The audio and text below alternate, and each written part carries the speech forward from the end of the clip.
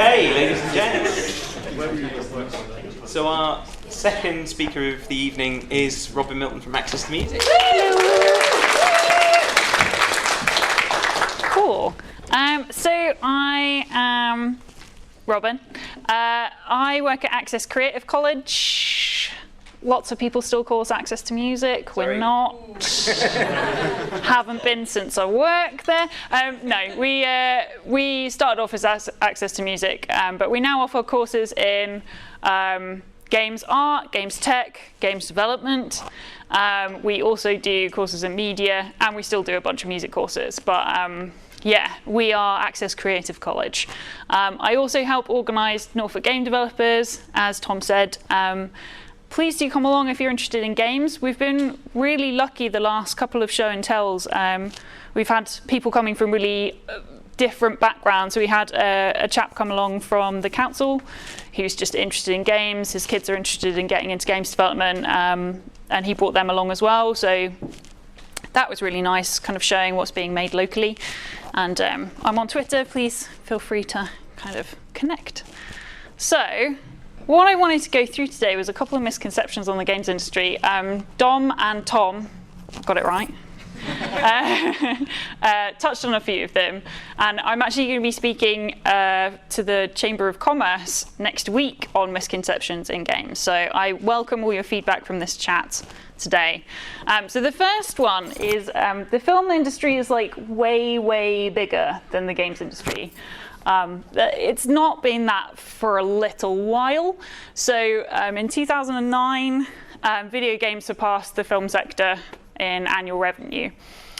Just to kind of put this in context, I was just harking my mind back to what 2009 felt like. This is what phones looked like in 2009.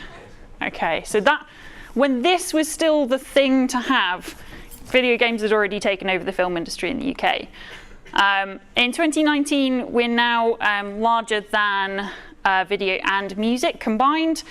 It's growing, it's growing, it's growing. If you speak to the British Film Institute, they will dispute this, which is totally fine and valid, because the games industry measures not only the sale of physical games, digital games, it also factors in anything that kind of comes into that as well in terms of esports revenue.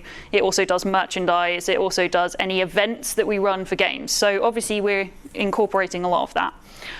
When I was looking this up to double check my sources, I had this wonderful little comment at the bottom, which I thought just really captured some of the misconceptions about games. It said it better than I could. Of course, the only people buying these games are obese children that have too much cash to waste, which clearly means that I've never played a game in my life. So these are just the comparisons. We've got the music market this year is 1.3 billion, and video games is obviously larger than both of them, but I see video games as being a part of both of those industries as well. So anyone who's interested in, I'm going to get the wrong genre now, but Deadmau5, which is a DJ, if anyone's ever seen any of his live shows or seen any of the YouTube videos, all of his setup on stage is done in a games engine first, 3D modeled. They do all of the animations based on like 3D props that are on the stage. Like Childish Gambino did an amazing 360-degree gig, like a one-off. That was all done in Unreal Engine first, which is a games engine.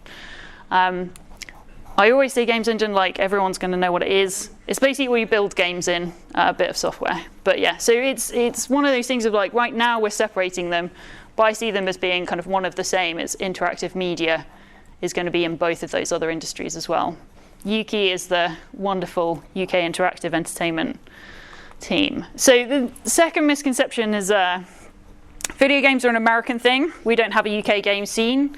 I would take another element of that and say we don't have a Norfolk scene. A lot of people say to me they're like quite surprised if I'm at a games event and say that I'm from Norfolk. They're a bit like, oh, do you just make farming simulator? And I'm like, oh, thanks. We do actually have like a skid tires, which is a truck simulator, which I guess kind of works. But yeah, so part of my life is going to be trying to disprove that. but Farming Simulator is an incredibly successful game, so I'm okay with that. No, so we are not just America. 4.5 in the UK. We're ranked number 6 in the world, both in terms of revenue and number of players, which these are the 2019 stats. We have a lot of players in the UK. It's a very large market, and 66% of them are spending money in-game regularly. So not only is it a case of we've got lots of people playing, we've got a lot of people paying to play as well. Have you spent money in games, Tom? Yes. Yes. I have as well. Spend money to have games produced. Okay, so that brings me to that kind of wonderful link of everyone channeling all their money into video games. So that video games are the work of the devil, which is of course true, but these are just a kind of a very quick kind of run through of some of the headlines. I've used these in lessons before when we look at the way the media reports on games. They're all very well balanced, very well researched, really, really kind of deep set in facts. But we see this a lot, and I think it's a shame that these are the loudest voices at the moment. But violence is nothing new. Anyone recognise this? Want to have a guess where this is set? I'm a teacher, so you can, yeah. The very first game. Yes. Yeah, so this is our current society. So obviously this is a Colosseum or an illustration of it. We have, these wonderful, upstanding members of society kind of screaming and hoping. You've got the classic thumbs down, which maybe isn't historically accurate, but people love violence. So it is nothing new, but now it's just simulated. So, anyone in here think violent video games are linked to violence in the real world? There has been research in there, or have I got quite a supportive room? Fairly? Okay, good.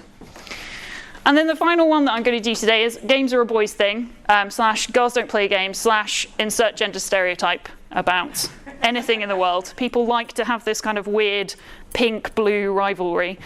The stats are very, very even at the moment now. So the people playing games are really, really even. People making them, sadly, is not so even.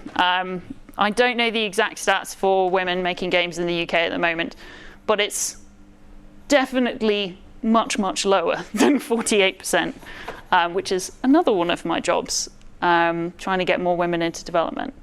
So now you've had a little bit of an education on what games aren't, I'd like to talk to you a little bit about what I think games can be. So this girl, Henna, is now much, much older, but I remember when this came out, it was used, she made a video game using a bit of software called, it was like Kodu, which was meant to encourage school kids to learn how to code. There was an American competition, and she got to meet President Obama and basically spoke about how her game was about saving the environment. Unfortunately, this was 8 years ago. I don't know if we've made any progress really from there, but I think the fact that games are becoming more and more accessible, more and more people can be creating them and kind of speaking their stories through them is a really, really positive thing. So, inspiration time. Anyone in here played Life is Strange? Yes? Oh, good. So you'll know why I've got this slide on here. Games are not necessarily just about shooting spaceships anymore, though they can be. And they've got daggers from Dom, man. Life is Strange, for those of you that haven't played it, is a really interesting narrative storytelling game where you can roll back time and you kind of explore the life of a teenage girl who has come back to her hometown after moving away. She's adjusting to what life is like. She's having classic teenage conversations and having these dilemmas. What do I do? And I think it just tells stories in a way that I haven't experienced before. It's closer to like reading someone's diary, but being in the diary and experiencing it with them. Another thing that absolutely reduced me to tears is That Dragon Cancer. Anyone here played that slightly? Yeah. Yeah, everyone's expressions that put their hand up, no. So that Dragon Cancer is an amazing game. It was created by a family that went through this horrible trauma of one of their children having cancer. And they used creating the game with their other children as a way to get through the grief and the issues surrounding one of their children becoming very ill and very visibly ill. And I'm getting chills just talking about it now. But the fact that the game was the way that they did that together, I think, is kind of a marked change in what people consider games development to be like. It's not just a bunch of teenagers in their bedrooms. It can be really, really powerful, just as much as any other art form. This is Coming Out Simulator. Anyone here seen this? Slightly more niche, yeah. So this is it's basically just a very basic conversation check with people in your life. You are coming out, you are trying to work out how you can do that. And this game, I feel like, can tell people's stories in a way that no article could. And it's really, really powerful to people that are maybe considering that they might want to come out to their family. And it tells their story in a way that's respectful and is interactive. You play as that person, you stand in their shoes, you have to answer, you have to pick the answers to the questions that people are asking you. Which is really different from like a fly-on-the-wall experience that you might have in a film. You are making that choice and then having to live with that choice and see how that goes. Yeah. And then this one, which I absolutely love, is called Henna. Has anyone seen this? This is a really, really simple game. But it was made to basically cover the issue of the fact that a lot of people seem to like touching the hair of people from African American descent or anyone that's got afro. And it was just basically a really simple game made as part of a quick kind of game jam, but it just sends the message really quickly in a way that I feel like just can't be denied. So it's another way that I think games are offering people the opportunity to kind of have their say and talk about their own experiences in a way that isn't requiring you to read a book or watch a film. It's like, play my game for 5 minutes and you'll know what I'm talking about. So it's not just around the world. We have people creating interesting games in Norfolk as well. Laurel Locke is a newer graduate team which have made a game called Rhythm of the Gods. And Hannah Rose, who's one of our game developer members, but she's sadly since moved away from Norfolk, made a really interesting game about small talk, which is about her kind of processing her nerves around making small talk with people. Another kind of experience of trying to put you in their shoes. And it's not just game developers that can make games. Everyone can now. So since I started studying games here way back in 2011, software has become so much more available, cheaper, browser-based. So Scratch, some of you who have children might know, that's what we've put in schools now so that every child is learning kind of basic programming skills. Construct is in browser, so you can just use it in Chrome. You don't even have to download any software. So you can start learning how games are made and making them yourself as long as you've got an internet connection, which I think is a huge step. I love recommending it to my students. Even if they don't have a computer at home, they can use a computer in the library and still kind of start building stuff and learning things. Unreal Engine, Epic Studios made that. They also made Fortnite, but don't judge them too much on that. Unreal's an excellent engine to use. Blender's 3D modeling, so you can create the models for games. It's entirely free, always has been, always will be, I hope. It's open source, and it's getting more and more competitive. So I guess what I wanted you guys to leave this talk with is games aren't this weird ring-fence specialist thing that only some people are able to do. Everyone has a story to tell through games, and I hope that you come along to some of our meetups so we can convince you of that. Cool. Thank you.